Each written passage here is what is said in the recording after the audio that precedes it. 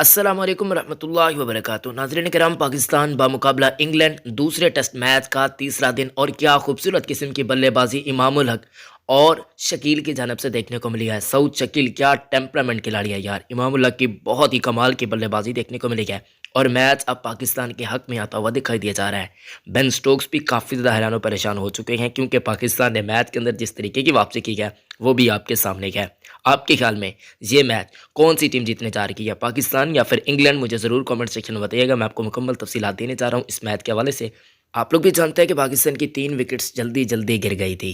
अब्दुल्ला शफीक ने ठीक है बहुत अच्छी बल्लेबाजी का मुजाहरा किया, मगर बाबर आजम साहब जल्दी आउट हुए। उसके साथ साथ आप लोग भी जानते हैं कि मोहम्मद रिजवान भी 30 के करीब आउट हो गए। इन 3 विकेटों के खसारे के बाद जो पार्टनरशिप लगी इमामुल हक और सऊद शकील के मबैन, बहुत ही कमाल की थी। सारे प्लान गोरों के चकनाचूर हो चुके हैं। बहुत अच्छे तरीके से और सॉलिड तरीके से खेला। मुकम्मल तफसीलात तो कहानी को शुरू करते हैं इंग्लैंड की बल्लेबाजी से। नाजरीन कराम, बाकी तो तफसीलात मैंने शुरू में आपके साथ अर्ज कर दी है, मगर मैं आपको पाकिस्तानी बल्लेबाजी से पहले पहले आज बाबर आजम साहब भी जल्दी आउट हो गए, जिसकी वजह से आप लोग जानते हैं कि पाकिस्तान पर कितना ज़्यादा प्रेशर पड़ चुका है। लेकिन नाजरीन कराम, हम बातचीत करते हैं इंग्लैंड की टीम की। सुबह सुबह आज पहले ही सेशन के अंदर पाकिस्तान की बहुत ही अमेजिंग किस्म की बॉलिंग देखने को मिली। अबरार अहमद एक मरतब फिर छाए हुए हमें देखने को मिले। पाकिस्तान की फील्डिंग भी बड़ी अच्छी देखने को मिली।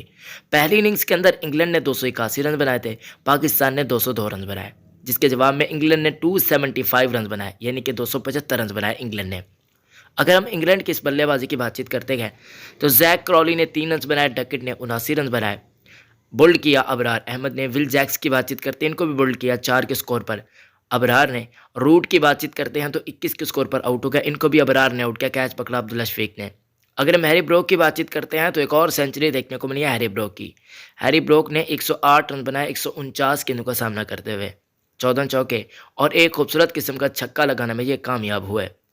आपको बताते चलें, हैरी ब्रोक ने बहुत कमाल की बल्लेबाजी का मुजाहरा किया। जाहिद महमूद ने इनको आउट किया। कैच पकड़ा सऊद शकील ने। 72 के स्ट्राइक रेट के साथ ये खेलते हुए में देखने को मिले। स्टोक्स की बातचीत करते हैं तो 41 के स्कोर पर ये आउट हो गए 51 गेंदों का सामना करते हुए। एक छक्का और एक चौका लगाने में कामयाब हुए। आउट किया मोहम्मद नवाज ने। बहुत ही ब्रिलियंट किस्म का कैच पकड़ा मोहम्मद अली ने। अगर हम रॉबिन्सन की बातचीत करते हैं तो बोल्ड किया अबरार अहमद ने। अगर हम बातचीत करते हैं इनके अगले बल्लेबाज की, जो कि मार्क वुड की सूरत में थे, 6 रन बनाकर ये आउट हो गए। 17 गेंदों का सामना करते हुए एक चौका लगाने में कामयाब रहे।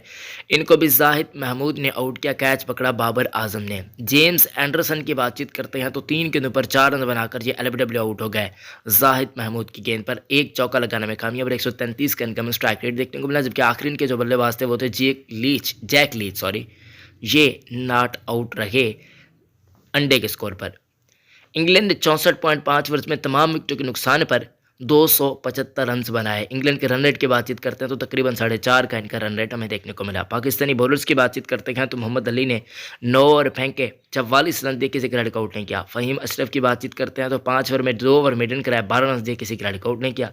अबरार अहमद ने 29 ओवर में 3 ओवर मेडन कराए, 120 रन दिए और 4 खिलाड़ियों को पवेलियन की राह दिखाई। एक मरतबा फिर बहुत ही कमाल के बॉलिंग का मुजाहरा अबरार अहमद करते हुए आज हमें देखने को मिले। अगर हम मोहम्मद नवाज़ की बातचीत करते हैं तो मोहम्मद नवाज़ ने 10 ओवर फेंके, 42 रन दिए, एक खिलाड़ी को आउट इन्होंने भी किया। जाहिद महमूद की बातचीत करते हैं तो 10.5 ओवर इन्होंने फेंके, एक ओवर इनका मेडन हमें देखने को मिला। जबकि इनके विकेट्स की बातचीत करते हैं तो 3 विकेट्स इन्होंने। आगा सलमान ने भी 1 ओवर फेंका, 5 रन दिए। अगर हम फॉलो विकेट की बातचीत करते हैं इंग्लैंड की, तो पहली विकेट इंग्लैंड की 11 के स्कोर पर, दूसरी विकेट 25 के स्कोर पर, तीसरी विकेट 79 के स्कोर पर, चौथी विकेट 147 के स्कोर पर, पाँचवीं विकेट 155 के स्कोर पर, छठवीं विकेट 256 के स्कोर पर, सातवीं विकेट 259 के स्कोर पर। अगर हम इनकी 8वीं विकेट की बातचीत करते हैं तो प्यारे दोस्तों, इनकी 8वीं विकेट 270 के स्कोर पर गिरी, 9वीं विकेट 271, 10वीं और आखिरी विकेट इनकी 275 के स्कोर पर गिरी। पहले आउट होने वाले खिलाड़ी थे जैक क्रॉली, दूसरे थे विल जैक्स, तीसरे थे रूट, चौथे थे डकेट, पांचवें थे ओली पॉप, छठे थे स्टोक्स, सातवें थे रॉबिन्सन, आठवें थे मार्कवुड, नौवें थे हैरी ब्रोक, 10वें और आखिरी खिलाड़ी थे जेम्स एंडरसन।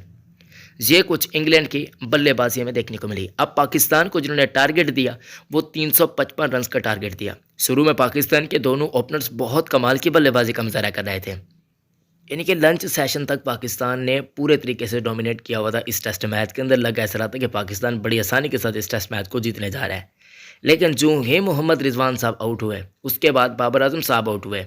अब देखें शातिर दिमागी गोरों की कितनी है, बहुत शातिर दिमागी है। दोनों तरफ से इन्होंने फास्ट बॉलर लगा दिए, एक तरफ से रॉबिन्सन और दूसरी तरफ से जेम्स एंडरसन, और दोनों ने विकेट्स लेकर दी। अब जब अब्दुल्ला शफीक और मोहम्मद रिजवान खेल रहे थे उस वक्त पाकिस्तान की स्ट्रैटेजी काफ़ी अच्छी थी, मगर मोहम्मद रिजवान पता नहीं क्यों ऐसे लग रहा है कि टेस्ट मैचेस के लिए सूटेबल अब नहीं लग रहा है, पता नहीं क्या वजह है। गुज़िश्ता बल्कि इस पूरी सीरीज़ के अंदर इवन अगर हम बातचीत करते हैं श्रीलंका वाली सीरीज़, तो वहाँ पर भी ये कुछ ख़ास नहीं कर पाए थे। ख़ासकर मैं टेस्ट फॉर्मेट की बातचीत करता हूँ जहाँ पर इनकी कारकर्दगी मुसलसल नीचे जा रही है, ये परफॉर्म नहीं कर पा रहे। आखिरी टेस्ट मैच बाकी है, अब देखते हैं कि टीम मैनेजमेंट क्या डिसाइड करती है। क्या बाबर आजम साहब एंड कंपनी सरफराज अहमद को मौका देने जा रही है या फिर नहीं, क्योंकि आज मोहम्मद रिजवान से ओपनिंग भी करवा ली गई। अब देखते हैं क्या सिनेरियो बनता है। अभी इमामुल हक की बातचीत करते हैं तो शुरू में वो क्यों बल्लेबाजी करने नहीं है, ये आपका सवाल होगा। तो MRI पता नहीं कुछ इस टाइप का उनका टेस्ट था, कोई मेडिकल टाइप का था, जहाँ पर वो पाकिस्तान टीम की तरफ से आज ओपनिंग करने के लिए मैदान में नहीं उतरे। मैदान में उतरे कौन, आप लोग भी जानते हैं, मोहम्मद रिजवान और उनके साथ अब्दुल्ला शफीक। अगर हम मोहम्मद रिजवान के टेस्ट करियर की बातचीत करते हैं तो 39 इनकी औसत है, जैसा कि मैं पहले भी अर्ज कर चुका हूँ, सिर्फ 2 सेंचुरीज़ हैं, 7 50s हैं। अगर हम ODI कैरियर की बातचीत करते हैं तो वहाँ पर इनकी औसत 29 की है। अगर हम T20 फॉर्मेट की बातचीत करते हैं तो 48 इनकी औसत है। एक और चीज़ मैं आपको बताता चलूँ, जो लोग कह रहे हैं कि ये टेस्ट ड्रॉ भी हो सकता है, ड्रॉ के चांसेस बिल्कुल ना के बराबर हैं, क्योंकि अभी 2 दिन बाकी हैं इस टेस्ट मैच के। आज तीसरा दिन कंप्लीट हुआ है और पाकिस्तान को अभी भी बहुत ज़्यादा रन दरकार है। कल पहला सेशन फिर पाकिस्तान टीम के लिए काफ़ी ज़्यादा अहमियत का हामिल होगा। अगर हम यहाँ पर मोहम्मद रिजवान की बातचीत करते हैं तो उन्होंने खूबसूरत बल्लेबाजी का मुजाहरा किया, आप लोग भी जानते हैं। अब्दुल्ला शफीक तो भाई बहुत कमाल के बल्लेबाज बनते जा रहे हैं। इवन सऊद शकील ने भी इस सीरीज़ के अंदर परफॉर्म कर रखा है। बाबर आजम की भी इस सीरीज़ के अंदर अभी सिर्फ 1 सेंचुरी देखने को मिल गया है। हम तवक्को कर रहे थे कि शायद वो कुछ ज़्यादा सेंचुरीज़ बनाएंगे, कोई एक आध और सेंचुरीज़ बना देंगे, वो कोई बड़े बड़े इनिंग्सें खेलेंगे जिसकी वजह से वो नंबर 1 टेस्ट के रैंकिंग बल्लेबाज बन जाएंगे, मगर ऐसा भी होता हुआ अब हमें मुश्किल दिखाई दिया जा रहा है, क्योंकि आखिरी टेस्ट मैच अभी बाकी है। बाबर आजम अगर उन दोनों आखिरी इनिंग्सों के अंदर बहुत कुछ कर देते हैं तो फिर ही कुछ काम बन पाएगा, क्योंकि अगर हम पहले इनिंग्स की बाबर आजम की बातचीत करते हैं तो बाबर आजम साहब ने 75 रन बनाए थे। 75 रन बाबर आजम ने बनाए थे, लेकिन अभी भी बाबर आजम को नंबर 1 बल्लेबाज बनने के लिए मजीद थोड़े से रन बनाने पड़ेंगे। पहली इनिंग्स के अंदर भी पाकिस्तान बाबर और सऊद ने अच्छी परफॉर्मेंस का मुजाहरा किया।